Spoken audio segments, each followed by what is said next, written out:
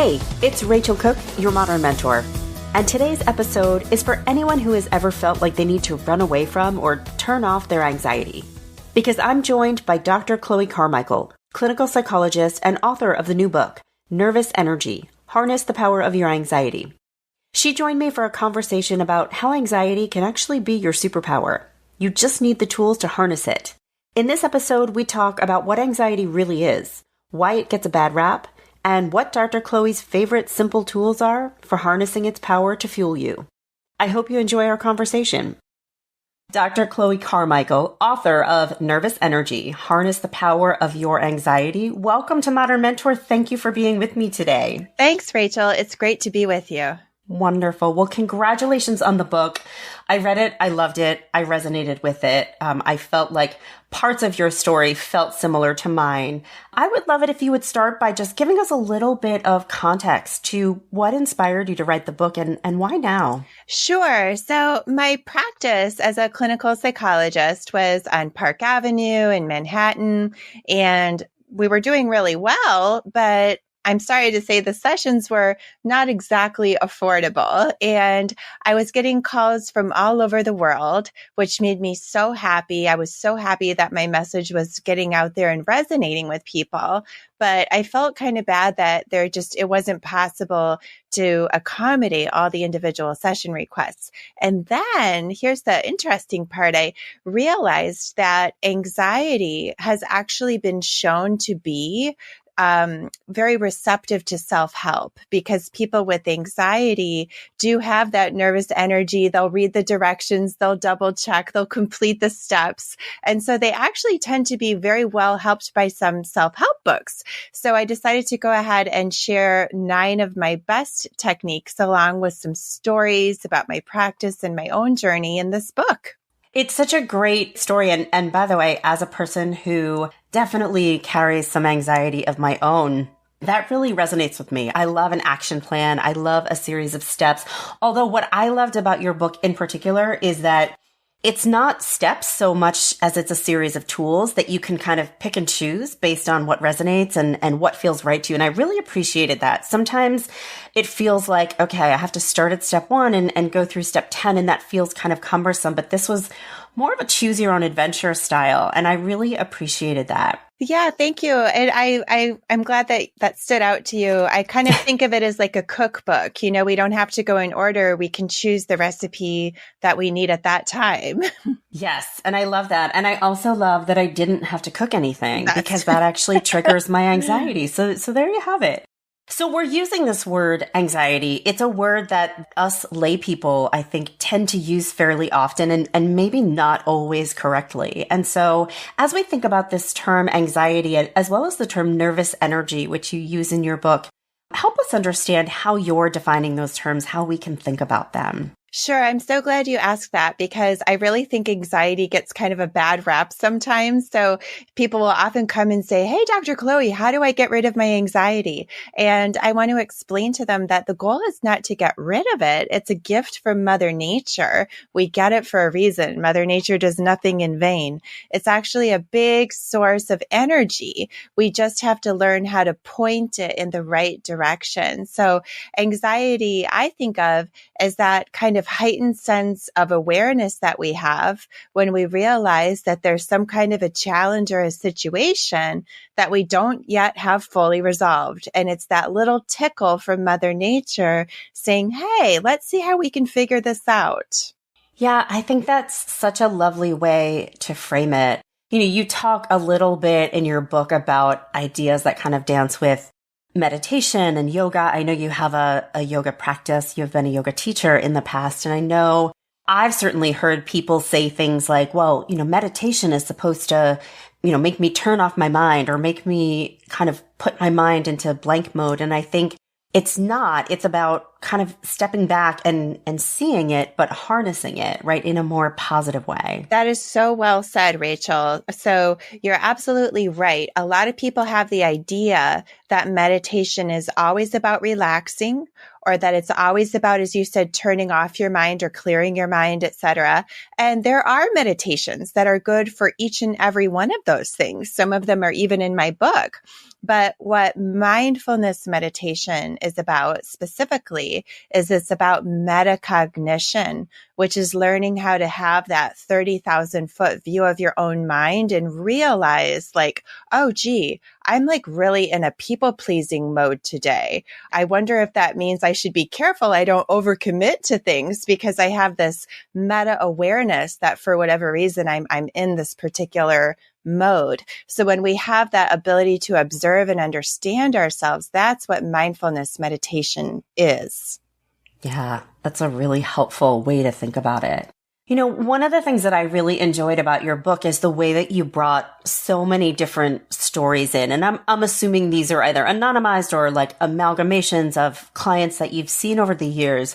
And I love how you have stories set in a bunch of different contexts. Given that Modern Mentor is really speaking to that professional audience, I wonder if you could share a story or two from your book that highlights how this anxiety machine kind of plays out for people in a professional sense, and maybe some of the conversations that you've had with people who've been struggling professionally to manage and harness their nervous energy. Sure, absolutely. So in the professional space, one of the things that can help a person to do well up to a certain point is, say, a tendency to want to double check everything, or a tendency to want to kind of critique themselves, right? And that's really good to a certain degree, but sometimes people can get too good at those skills, right?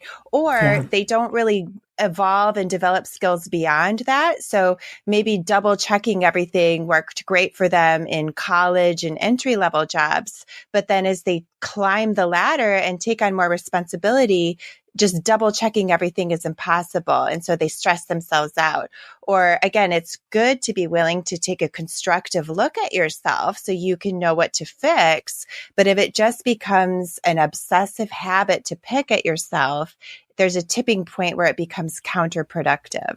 Yeah, that's something that I talk about with clients all the time. This idea that perfection is a great ideal, but not everything that we do in every moment commands perfection, right? And so sometimes just as human people, we need to learn to differentiate between, you know, when am I putting together a presentation that's going to go public and probably should be quadruple checked? And when am I just sending a casual note to my team or, you know, to the procurement department? And what can I just sort of do at 50%, and that will be good enough. And I think maybe for people with some of this nervous energy, that's a hard balance to strike, certainly for myself. That's so true. Yeah. We don't want to, you know, waste our best energy, you know, creating the perfect note to tell everybody what time lunch is today. Right.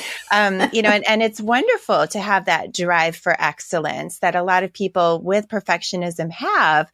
But again, when it gets out of our own control, that's when, you know, things can backfire. One quick tip about that for people that do know that they struggle with, you know, perfectionism or picking at themselves is that when you find yourself doing it, instead of then becoming self-critical for being self-critical, what I suggest people do is to actually congratulate themselves on their awareness and say, oh, good for me. I just realized I'm doing it. I caught myself. How wonderful is that? Now I can choose to use that energy in a more constructive way. And that way they don't end up just picking at themselves, and they actually praise the fact of their awareness of it, which is better than non-awareness of it.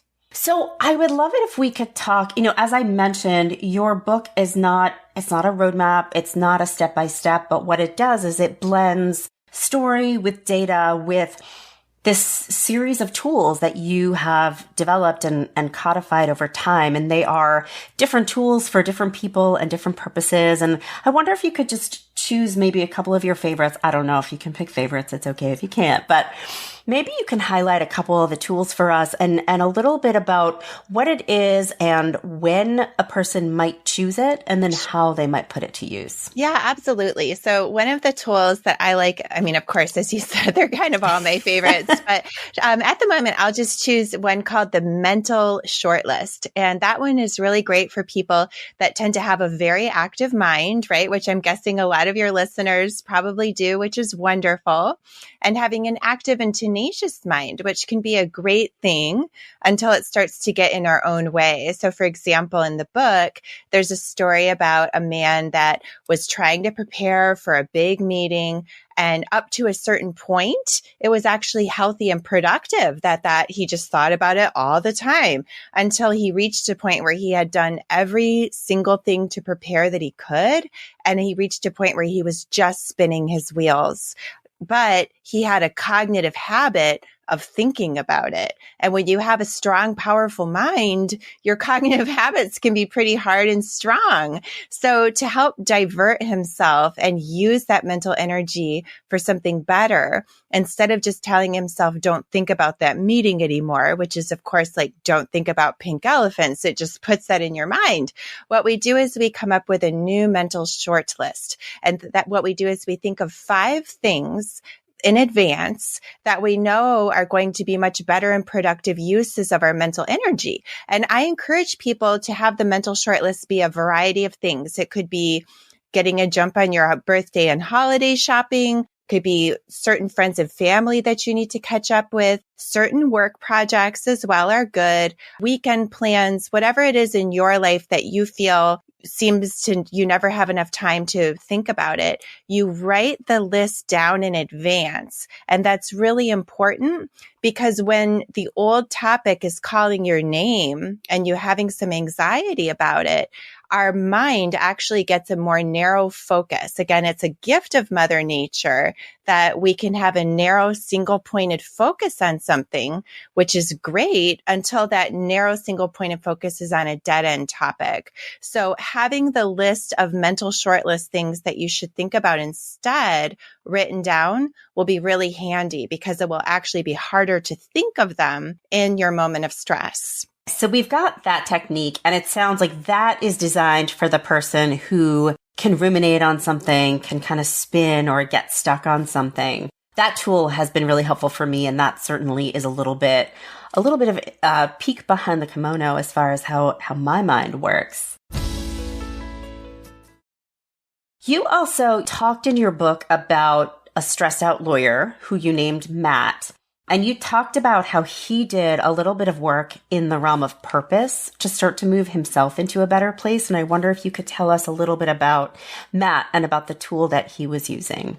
Sure. So there was a stressed out lawyer named Matt, as you mentioned, and he was in a situation where he was, putting a lot of time and effort into his job to take care of his wife and his children. And he was unfortunately putting so much of a focus on that he had really let his health go. And he was also frustrated because he felt like he wasn't, living the life he intended. When he became a lawyer, he thought, oh, I'm going to wear great suits and go to fancy, go to live a glamorous life. And it just wasn't happening. And he started to find himself really resenting his job. And so what he realized that he could do as we, started to make a mind map about his career and being a lawyer and what that originally even meant for him. And he started to articulate, okay, well, I wanted to be able to take care of my family with it. And yet I find myself never seeing my kids. I wanted to be able to look like James Bond. And yet I haven't been to the gym in a year. So once we got clear about what it was supposed to mean for him through the mind mapping technique, we were able to then think about it objectively and say, well, actually, because of this income that you have, you could actually have a personal trainer come to your office and help you to train right there at the office.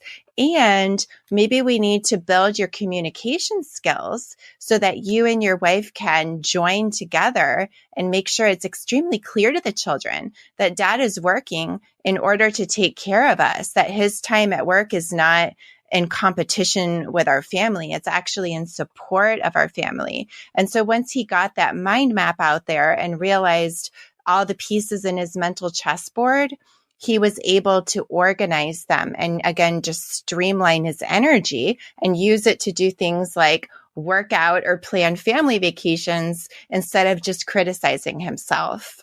I love that story. And I think it just feels so unbelievably resonant right now. You know, you and I were talking a little bit before we hit the record button about how the foundation of this book certainly predates for you the pandemic, but the timing feels just so tremendous right now because of so many factors. Certainly anxiety is just high, and we all know that, but also with this incredible blending of our work selves and our personal selves, and it's all kind of smushed together. And I feel like we've created this space in which we're actually sort of allowed to talk about our feelings and our anxiety in a professional context because we don't have the space to compartmentalize the way that we used to. And there's also just this incredible attention right now being paid to this idea of purpose, right? Everybody has sort of done some soul searching during the pandemic and they're looking for purpose. And what I love about the tool that you just described and the way that you laid it out is that, you know, what Matt didn't do was say, you know, I'm not on purpose. And so I need to like throw away my career and I need to go to India and I need to meditate and I need to find myself. And what I feel like you were able to help him do was just find connections. He already had all the pieces there. His family was there. His job was there. His finances were there. And you really helped him to pull them together into a more cohesive and meaningful picture. And it sounds like he didn't need to make any massive lifestyle changes.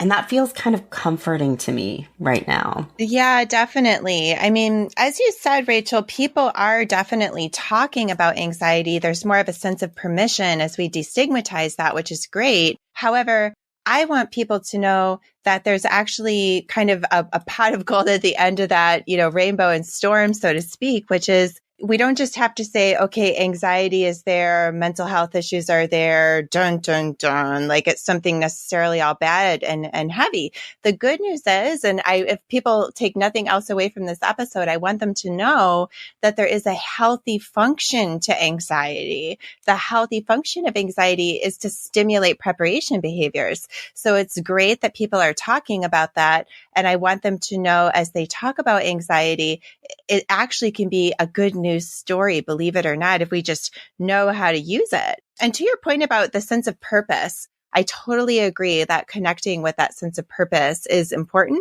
And you had asked me to talk about two techniques. So one that reminds me of, as you mentioned, the sense of purpose is the to-do list with emotions, because that one really kind of gets under the hood as to the why of why we're doing what we're doing. I'm sure, of course, your listeners all know what a to-do list is, because I work with a lot of, really driven, efficient people, as I'm sure you do too.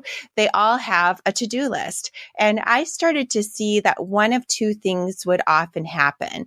Either they would be doing everything on their to-do list, but they would start to feel like a hamster on a wheel, just not any real sense of connection, just like a productivity machine. And they would be looking for that fulfillment. Or they would suddenly find themselves roadblocked and procrastinating and just not sure why. There would just be kind of a block on the passion. And the to-do list with emotion solves both of those things. So what we do is we take that to-do list and then we look at each item and we think about what is the emotion that comes up for that item for me? And then what are the self-care steps I can layer in around that emotion? So for example, if somebody knows that it's on their to-do list that they need to be doing some job searching. And so on their to-do list are things like, review my resume, talk to 5 headhunters, that kind of stuff. And they look at each item and they look at their resume and they just get kind of a nervous feeling in their stomach. And they say, well, what's the emotion? Am I feeling a sense of inadequacy or whatever it is? Once we can name the emotion, then we can say, okay, well, what's the self-care step I need to take? Maybe I should make an appointment with my alumni career center, or, maybe I should see a career consultant, right? Or, okay, maybe I do great with the resume, but when it gets to the interview step, I get the jitters, right? And so maybe the self-care step is to do some mock interviews with a friend or whatever the case may be. But once we take the time to stop criticizing ourselves for not doing the stuff or criticizing ourselves for not feeling passion about it, instead of wasting that nervous energy, we can use it constructively by pausing and really identifying what is the emotion. And for your links, by the way, if people sometimes need what I call an emotional vocabulary stimulator, they can go to drchloe.com/emotions. And there's like some free emotional vocabulary stimulators there. But once they can identify the emotion, then they can think about the self-care behaviors, which increases that fulfillment or unlocks the procrastination. I love that example. And I think that it sort of illustrates how we can use our anxiety as data, right? It's telling you something. It's telling you what you need. And your job is not to sort of squash it, but just to listen to it. I've definitely had that experience myself where I feel like there is something that I keep putting off, but I just notice that I'm putting it off. I'm not really investigating that. And I think sometimes being thoughtful about what is the thing? Am I anxious? Am I uncertain? Do I need more data? Do I need practice? Do I need to phone a friend? Like there is almost always something you can do to mitigate that anxiety and lean into your zone of genius, if you will. Right. And I would encourage people when they do that to not be afraid if the emotion doesn't seem to make sense at first, right? Because sometimes we can have emotions and say, well, why would I be feeling, say I had a client that was feeling fear about helping his mom sort out her attic. But like when we really kind of looked at it deeper, it turned out it was about a fear of sorting out her attic meant she was preparing to downsize, which meant she wouldn't live forever and all this other stuff. Yeah. And so I just encourage people to be open to just blank slate. What is the emotion I feel when I look at that to-do item?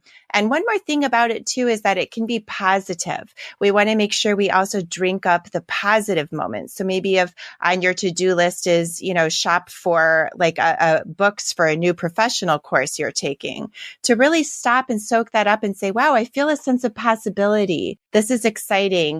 Maybe I'll take a picture of myself at the bookstore and share it with my friends and say, let the semester begin, and just really soak up the good moments too.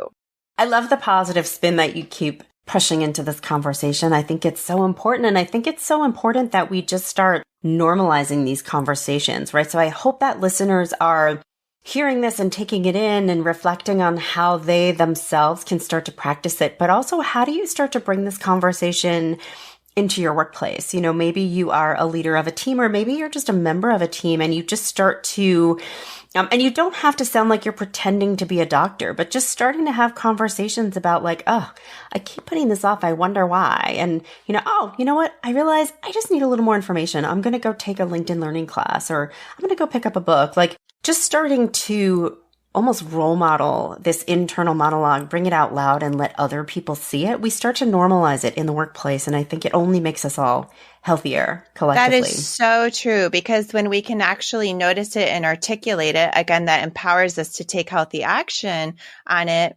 And it also models for our teams. If we're a leader, we can model that it's okay to have some anxiety and, here's how I can handle it in a constructive way. Because if we can't acknowledge it and act on it in a constructive way, then we do what psychologists call acting out. So we might be like, micromanaging or getting irritable or having one too many happy hours, Mm-hmm. So when we can model it in a constructive way, I've been giving a lot of workshops to professional teams about nervous energy, because it is something that it's not only okay to have, but it can actually suggest engagement and excitement and investment in what you're doing. We just want to make sure we use it constructively. So there is this quote that I pulled from your book because it spoke to me in a way where I thought you might have been outside my window with binoculars. It just really resonated with me. You say, the higher you climb, the more complex, voluminous, and sometimes amorphous the projects you're given. And you talk in your book about how for those of us who are high achievers, we are ambitious. A lot of us, maybe, certainly myself, I was a real student, right? I was always very successful in school where there's sort of like a roadmap and you just have to do it really well. But as we step into our professional realms and as we get more senior, we are given tasks that move from, hey, I need you to go write this paragraph and put it in a piece of collateral to, hey, I need you to deliver on a big sales goal. As we get more senior, the thing that we need to deliver becomes so much more ethereal, and we don't have a roadmap. We don't know how we get an A on this project. And so I would love for you to talk a little bit about how you address this type of conversation with clients of yours. Yeah. I mean, first of all, I think it's important to normalize it, right? Because we have to give ourselves space to notice and appreciate the challenge that we're facing. And so it's not unusual at all for a lot of people who've done very well in college, where they just have to please a professor, follow the syllabus, to rise to a certain level. And then just as you said, they reach a point where they have to, create the plan themselves and put themselves out there a little bit more, or create their own timeline and keep themselves on track. And so that's when the old tools just no longer work. But we don't want to acknowledge that with a sense of inadequacy. We want to acknowledge it with a sense of normalcy, right? It's perfectly normal as we grow and we need to develop some new skills. The first step is to just give ourselves permission to be able to have that need without being self-critical about it. And that's one of the things in my book. The reason I call it Nervous Energy, Harness the Power of Your Anxiety, is that we can actually learn how to take, say, anxiety about saying, yeah, I'm just supposed to increase those sales goals and I don't know how, to realize, well, what could that be stimulating me to do? Maybe that should be stimulating me to at least sketch out some kind of a rough draft and meet with my superiors to see what they think of it. Or maybe it would be stimulating me to realize I should get a book or take a class or whatever it is. But when we frame it in that healthy way of saying, okay, it's good news, I'm actually being given more complex assignments because I've done well with easier assignments. I'm supposed to be rising to a point of challenge. And that's where this anxiety is coming from. How do I engage with it constructively? That's how we get to success. It's about finding the opportunity in it, right? That's what I feel like I hear you describing. And I just think that's a really positive and exciting way to think about it. Yeah, definitely. And I just want to again say how incredibly normal it is. I cannot tell you how many times I've had clients come to the office and say, I want to know what my next step is. Like, school was easier because there was a syllabus. I now have to figure it out myself. And it's the first time that they've been asked to do that. Absolutely. What I do want people to take away from this conversation is that if you are a person with anxiety or nervous energy, this book isn't going to try to fix you or cure you. It really is designed to help you see why that's not a bad thing and give you the tools to harness it. So I do hope people really take that away. Definitely. I would take it a step further. To me, it's more than not a bad thing. It is a gift. I mean, just, so listeners understand, the other side of that is clients who are lethargic, who don't have any energy. They're not nervous about anything because they don't care about anything. So if people are feeling a little zing, even of nervous energy, that's a gift. We just have to learn how to use it constructively. So for somebody who's listening to this right now and they're thinking, oh gosh, I think this is me. I think I am this person who is constantly criticizing myself for all of my anxiety. Yes, I need to go pick up the book. But beyond that, do you have a piece of advice to offer to somebody who maybe is feeling a little bit like this is speaking to me? What's the first thing I should just go do? Mm-hmm. Well, the first thing that they might want to do is actually kind of befriend the part of themselves that they've been trying to squash down, as you said earlier, right? So to kind of locate that nervous energy part of themselves. And it might sound kind of funny, but like for people that are, at all into psychology stuff, you would know that we have an inner monologue and sometimes an inner dialogue all the time. And so we can say to that part of ourselves, hey, I'm sorry I wasn't listening to you. Because the interesting thing about anxiety is that if we don't listen to it and try to use it constructively, that's when it starts stomping and shouting and going crazy to get our attention. So we can start by saying like, hey, anxiety, I'm sorry I mislabeled you as the bad guy. I'd like to start partnering with you. I'm glad you're here. Would you be interested in learning some new tools so we can really use your full potential? And then you're kind of integrating yourself. And then certainly with my book, there's ways to do that. Or if people have their own ways of doing it, the first step though is to really partner with that anxious part of yourself. That sounds lovely. Well, this has been an absolute pleasure. Once again, Dr. Chloe Carmichael, author of Nervous Energy, Harness the Power of Your Anxiety. Thank you again so much for being on Modern Mentor today. Thanks, Rachel. Pleasure's mine. I hope you enjoyed my interview with Dr. Chloe Carmichael, author of Nervous Energy, Harness the Power of Your Anxiety. I hope you'll join me next week for another great episode. Until then, you can follow Modern Mentor on Apple Podcasts, Spotify, or wherever you listen to podcasts. Check out my website at leadabovenoise.com or follow me on the Modern Mentor podcast page on LinkedIn. Thank you so much for listening and have a successful week.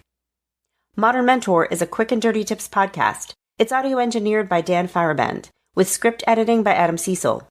Our podcasting and advertising operations specialist is Morgan Christensen. Our marketing and publicity assistant is Davina Tomlin, and our intern is Brendan Pika. The Quick and Dirty Tips Network is a division of Macmillan Publishers.